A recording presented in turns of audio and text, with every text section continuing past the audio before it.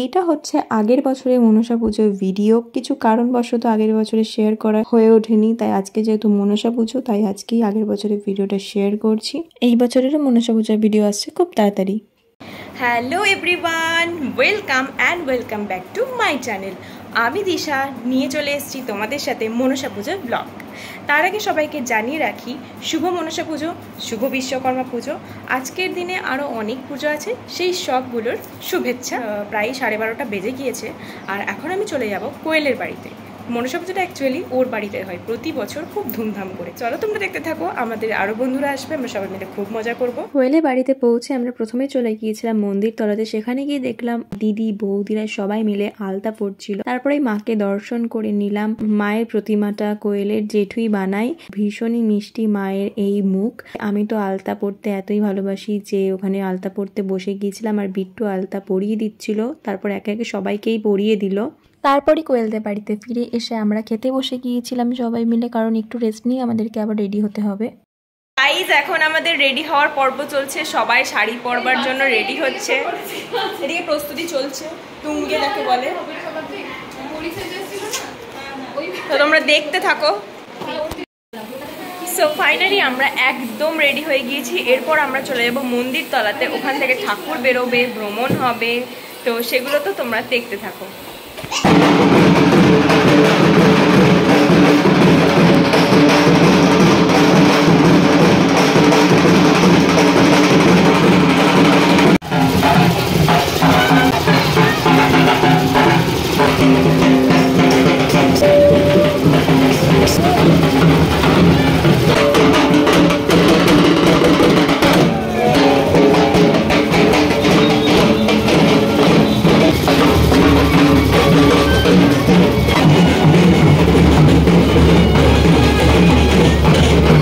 ঘট ভরার কাজ চলছিল, আমরা আর ভিতরে যাইনি, এই উপর থেকেই দেখছিলাম।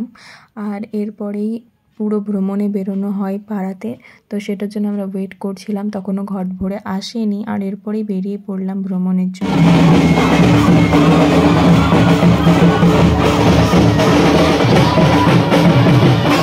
পুরো পাড়া রাউন্ড মারার পরে এসে এখানে একটা বিশ্বকর্মা ঠাকুর দেখতে পেলাম।